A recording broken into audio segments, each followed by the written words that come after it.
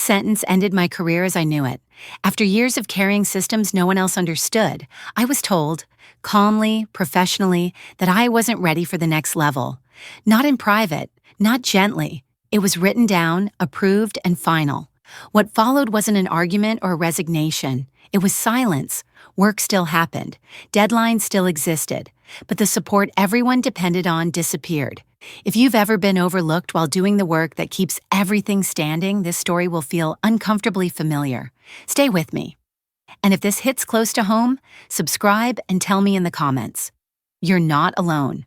The meeting was scheduled for 10 minutes, which told me everything before I even sat down. Karen didn't look up when I entered. She was scrolling through a document on her screen, lips pressed thin, already bored. I took the chair across from her desk, placed my folder neatly in front of me, and waited. "I've reviewed your submission," she said at last, still not looking at me. "And I want to be clear so there's no confusion later." She finally raised her eyes. "You're not ready for advancement." The words landed flat, clinical, rehearsed. I asked calmly what specifically was missing. She smiled the way managers do when they've already decided the outcome. "Leadership presence," she said. "Strategic visibility. You're excellent where you are." She reached across the desk and slid my folder back toward me, untouched. "We need you focused on execution, not direction." There it was. Not a discussion, not feedback, a line drawn in permanent ink. She continued explaining how others needed space to grow, how the department relied on stability, how my work was valued but my role was fixed. As she spoke, her phone buzzed. She glanced at it and nodded to herself. "This doesn't change expectations," she added. "The Westbridge file still needs your attention today, they're asking. Questions again." I realized then that the decision had already been shared upward. This wasn't just her opinion, it had been approved. I asked if this assessment would be documented. She said yes, already typing. That was the humiliation. Not raised voices or insults. Just a clean professional dismissal, entered into record, making it official that everything I'd built disqualified me from moving forward. I nodded, thanked her for the clarity, and stood. As I turned to leave, she said, "This is for the best. You wouldn't want to fail at a level you're not prepared for." I didn't respond. Outside her office, the hallway was busy. 2 colleagues glanced up as I passed, their conversation stopping for half a second before resuming. They knew. By the time I reached my desk, an email notification appeared on my screen. Subject line, "Role Alignment Update." I didn't open it. Instead, I looked around at the floor I'd quietly kept running for years, phones ringing. People leaning over cubicle walls asking for help, screens full of problems that usually ended at my chair. I sat down and did nothing for a full minute, not out of shock, out of clarity. The betrayal wasn't that I'd been denied advancement. It was that my value had been acknowledged only as long as it kept me contained. That meeting made one thing unmistakable. The organization knew exactly how much it depended on me, and had decided that was the reason I couldn't move. I closed the folder she'd returned untouched and slid it into my bag. Then I opened my calendar and canceled the reminder I'd set weeks earlier to prepare next quarter's workflow updates. When my phone rang a moment later, I let it go to voicemail. Someone stopped by my desk and asked if I'd seen a scheduling issue that had just come in. I said no, not yet. Their expression shifted, waiting for me to finish the sentence the way I always did. I didn't. That was the moment everything changed, even if no one else realized it yet. The humiliation had been quiet, procedural, impossible to argue against without sounding emotional or ungrateful. Which was exactly why it worked, and exactly why it couldn't be undone. The next morning, I arrived at the building at the exact time listed in my contract, not earlier, not later, and I noticed immediately how unfamiliar that felt. My desk looked the same, my inbox was already full, but the rhythm was different because I wasn't moving ahead of it anymore. I logged in, opened only the tasks formally assigned to me, and started with the first one in order. No scanning for problems before they surfaced. No preemptive fixes. When an email came through marked urgent but not addressed to me directly, I read it once and left it where it was. By mid-morning, the first interruption came. Mark leaned over the partition and asked if I could take a quick look at a client issue he couldn't resolve.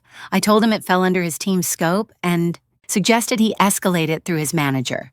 He laughed at first, assuming I was joking, then waited. I kept typing. He stood there a moment longer before walking away without another word.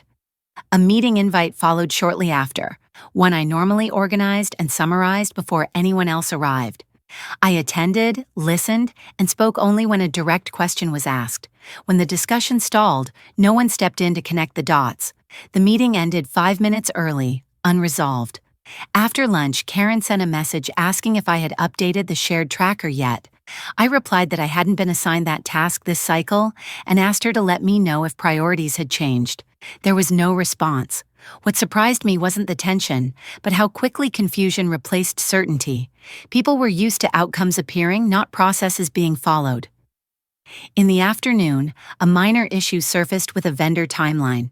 Normally, I would have handled it quietly, adjusting schedules and notifying the right people before it became visible. Instead, I forwarded the message to the vendor liaison and archived the thread. 10 minutes later, my phone rang. I let it ring until it stopped. Another call followed. I finished what I was doing before checking the voicemail. It was Mark again, his tone uncertain, asking if I had seen the delay notice and what he should do next. I didn't call back. I sent a brief reply pointing him to the escalation protocol outlined in the shared drive. That protocol had my name on the last page, dated the year before. By late afternoon, the office felt louder, not in volume, but in movement. People were standing more, walking faster, checking screens with the same puzzled look. I packed up at the end of the day and shut down my computer, while a conversation was still happening behind me. As I walked out, Karen's office door was open. She was on the phone, nodding sharply, repeating the same sentence twice. She didn't look at me. Outside, I felt no rush of triumph or fear, just relief. For the first time, I hadn't translated the company's needs into solutions before anyone noticed the gap. I hadn't made myself smaller to keep things smooth. I had done exactly what was asked of me and nothing more, and that was enough to show how much had been taken for granted. By the following morning, the atmosphere had shifted from mild confusion to visible strain. It wasn't dramatic yet, but it was undeniable. A client email had gone unanswered overnight, not because no one saw it, but because 3 people assumed someone else would respond. A report that usually appeared in leadership inboxes before noon hadn't been sent, and no one was sure who owned it. I could see the questions forming before they were asked, the way eyes lingered on my desk a little longer than necessary. Late in the morning, Karen called an impromptu team huddle. She stood at the front of the room with her arms crossed, asking general questions, instead of giving direction. "Has anyone followed up with Westbridge?" Silence. "What about the compliance numbers?" More silence. I knew the answers, but they weren't mine to give unless asked directly. When she finally looked at me and asked if I had any updates, I said I'd completed the tasks assigned to me and hadn't been looped into those items. Her jaw tightened slightly, and she moved on without comment. After the meeting, the hallway filled with low voices. People compared notes, trying to piece together what was happening. Someone asked if a system was down. Someone else joked that maybe it was a bad day. I returned to my desk and continued working through my list, uninterrupted, while messages stacked up around me. Around midday, an external partner called, asking for clarification on a delivery timeline that had changed. I forwarded the call to the project owner listed in the system. 5 minutes later, my phone rang again. This time it was the project owner, sounding frustrated, asking why I hadn't handled it. I told him I'd followed protocol and that he was best positioned to respond. He paused, then asked if I could at least tell him what to say. I said everything he needed was documented in the shared folder. He exhaled sharply and hung up. The consequences weren't explosive. They were incremental, a delay here, an unanswered question there, enough to be noticed, not enough to blame on one person yet. That was what made it uncomfortable. By mid-afternoon, Karen sent out a department-wide email asking everyone to be extra diligent about communication. It was vague, managerial, and ineffective. 10 minutes later, she sent another message asking me to step into her office. When I did, she asked if I'd noticed any issues with responsiveness lately. I said I'd noticed some delays, but assumed they were being addressed by the appropriate teams. She leaned back in her chair, studying me, then asked if everything was okay on my end. Told her it was. She nodded slowly, clearly unconvinced, but dismissed me without further questions. Back at my desk, I saw a calendar invite appear for a client call scheduled later that afternoon, one I was usually asked to prepare talking points for. This time there was no note, no request. I joined the call as an observer. The conversation was awkward. Questions were asked and answered partially. Commitments were made cautiously. At one point, the client asked for confirmation on a process change. No one responded immediately. I waited. Finally, Karen said she would circle back. When the call ended, no one spoke. People stood up and left the room quietly, avoiding eye contact. As the day wound down, the office felt unsettled, like a machine running just slightly out of alignment. Nothing had broken outright, but everyone could feel the resistance building. I shut down my computer at the end of the day and gathered my things while Karen was still in her office, head in her hands, staring at her screen. As I walked past, she looked up, as if about to say something, then stopped herself. I left without looking back. What had started as an internal decision was now a shared problem. Even if no one was ready to name it yet, the shift from inconvenience to consequence happened quietly, then all at once. By late morning, a client escalation reached the executive level because a confirmation no one thought urgent had been missed. It wasn't catastrophic, but it was expensive. A delivery window was pushed, penalties were triggered, and a conversation that usually stayed inside the department moved upstairs. I found out because Karen appeared at my desk, not angry yet, just tight around the eyes. She asked if I had insight into what went wrong. I told her the timeline had been adjusted earlier in the week and documented in the system. She asked who approved it. I said the approval path was listed in the workflow notes. She stared at me for a moment, then walked away, without another word. Within an hour, a meeting invite went out labeled Priority, pulling in senior managers who rarely attended operational discussions. I joined, took a seat, and listened. The tone was different now. Questions were pointed. Numbers were mentioned. Someone asked how this slipped through when similar issues never had before. Karen spoke carefully, referencing processes and shared responsibility. When someone asked if there was a central point of coordination, her answer drifted. I was asked directly whether I had flagged the risk earlier. I said I hadn't been responsible for that stage of the process this cycle. No one challenged me, but the room went quiet. After the meeting, my inbox filled with follow-ups, not requests for help, but attempts to understand. People wanted explanations without saying so. I replied with links to documentation, brief and factual. Mid-afternoon, a second issue surfaced, this one tied to a different client, but the pattern was the same. A handoff assumed, a decision delayed, an outcome missed. This time, the client put the concern in writing. Karen forwarded the message to me with a short note, asking if I could step in and smooth things over. I replied that I was booked with assigned tasks and could review it later in the week. The reply came back almost immediately, asking how later was acceptable given the stakes. I said the escalation protocol allowed for interim responses by the account lead. There was no reply. The office changed after that. Conversation stopped when I walked by. People looked at their screens longer than necessary. I could sense the recalibration happening in real time as assumptions broke down. Near the end of the day, Karen called another meeting, this time with her director present.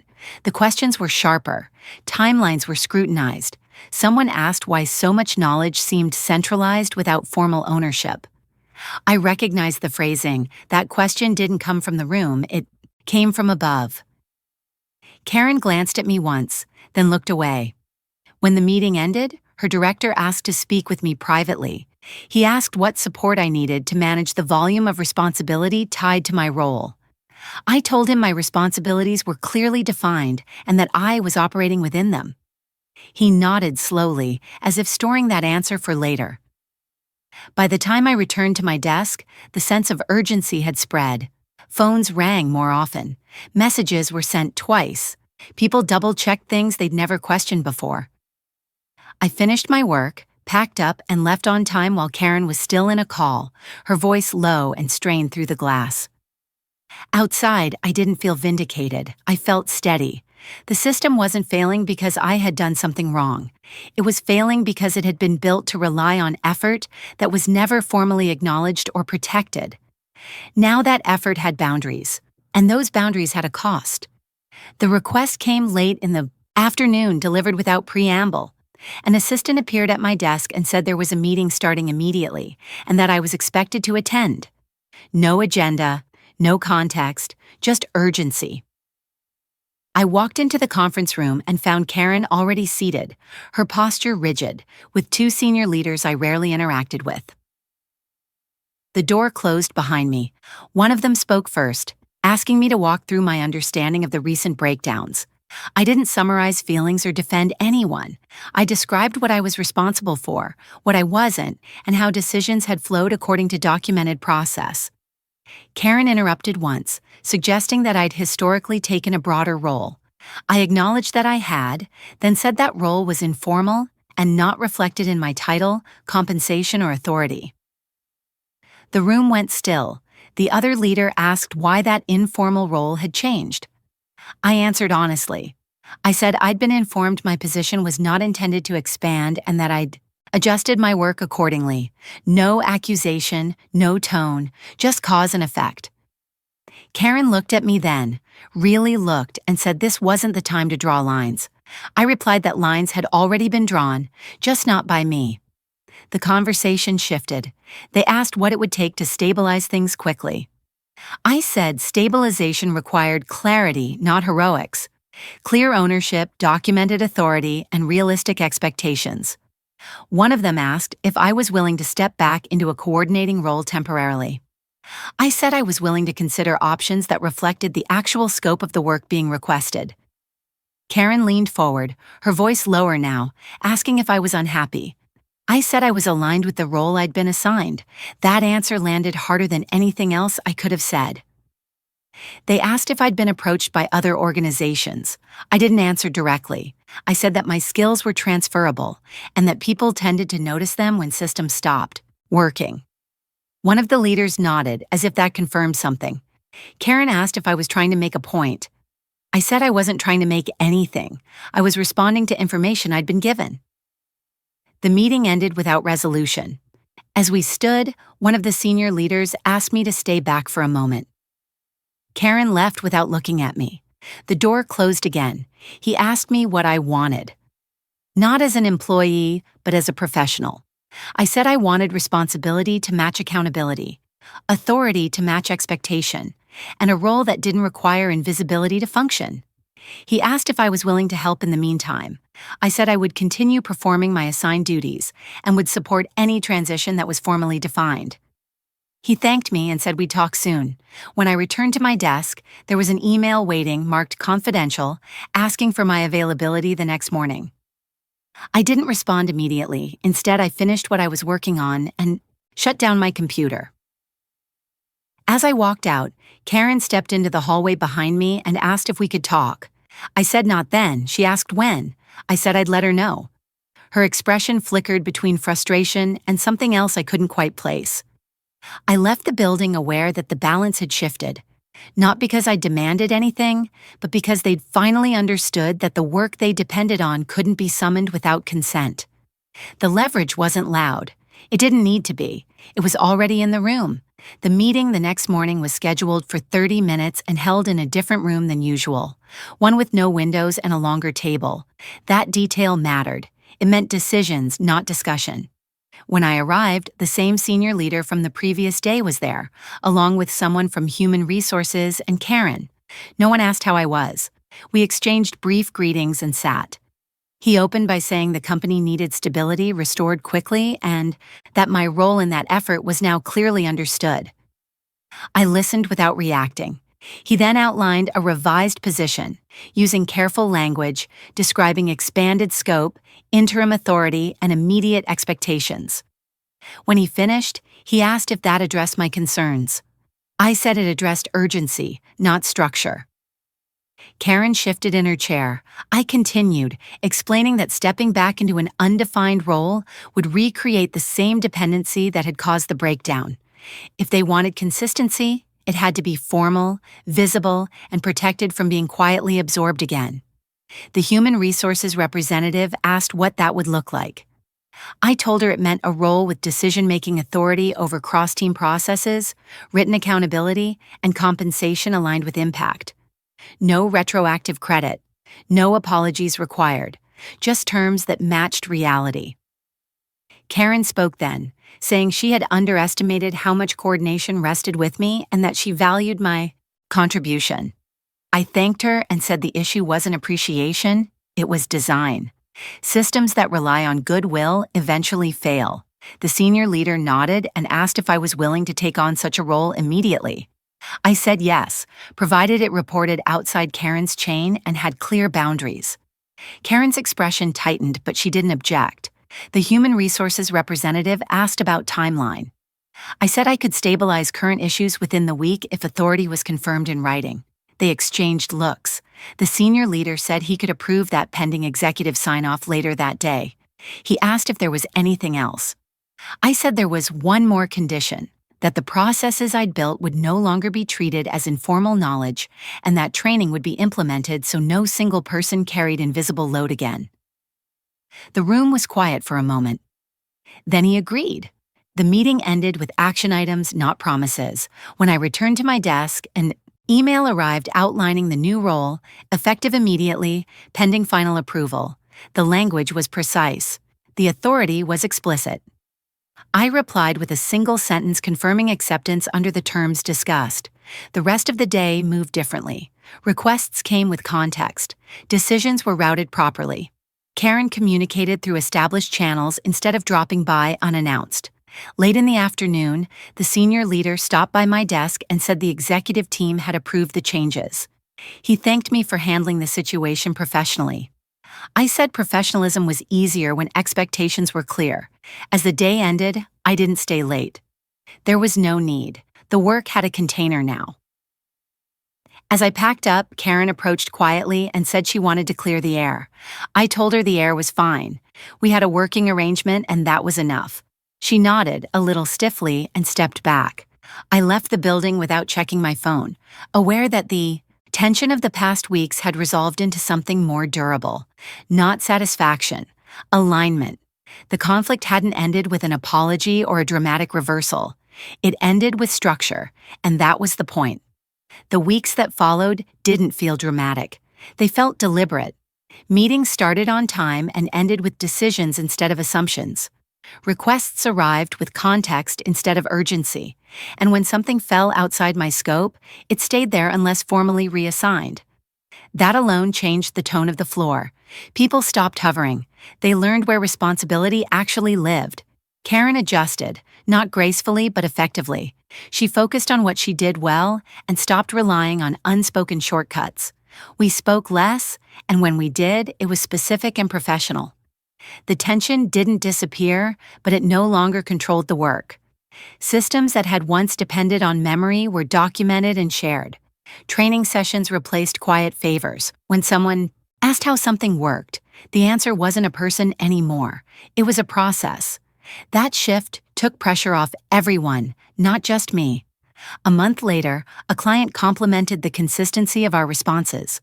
Another noticed faster turnaround without escalation. Those comments were forwarded up the chain, not to me directly, but I saw them anyway. I left on time most days, not because I had to prove a point, but because the work no longer followed me home. One evening as I packed up, Mark stopped by and said the new structure made his job easier. He didn't apologize for before. He didn't need to. The outcome spoke for itself. The role I stepped into wasn't louder than the one I'd had. It was clearer. My name appeared on agendas now, attached to decisions instead of deliverables. When something went wrong, it was addressed openly without looking for a quiet fix. That transparency created accountability across the board. I noticed it most in the small things. Fewer late emails, fewer last-minute asks, more planning, less panic. The organization didn't become perfect. It became honest about how much effort real stability requires. One afternoon, I passed Karen in the hallway and she nodded, brief and controlled. That was enough. The need for validation had passed. What mattered was that the system no longer depended on anyone being invisible. On my way out that day, I paused for a moment at the entrance, watching people move through the space with a steadier pace. The work still mattered, it just didn't consume everything anymore. If there's one thing I learned, it's that being overlooked isn't always about lack of recognition. Sometimes it's about convenience, and convenience lasts only as long as the person carrying it agrees to. I didn't raise my voice. I didn't threaten to leave. I didn't demand an apology. I stopped filling gaps that were never mine to fill. Everything that followed came from that choice. What stayed with me after everything settled wasn't the confrontation or the outcome. It was the quiet realization of where my real strength had been all along. I hadn't won because I argued better or demanded louder. I won because I had prepared for years without knowing it. Every note I wrote, every process I documented, every time I chose patience over panic became leverage when the noise finally stopped. I used to think that kind of work was invisible because no one valued it. The truth was harder to admit. It was invisible because I made it easy for others not to see it. There's a specific exhaustion that comes from being reliable without being recognized. It doesn't explode. It drains. Slowly, day after day. What surprised me was how fast things shifted once I stopped translating my competence into comfort for everyone else.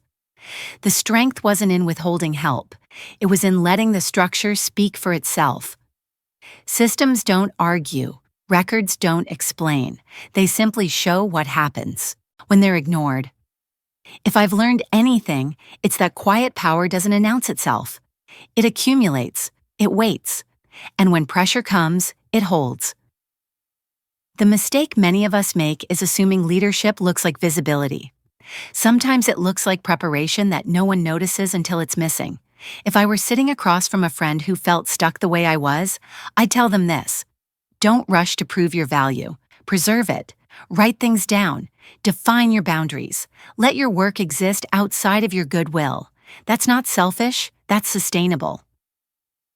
Thank you for staying with me through this. I know listening takes time, and I don't take that lightly.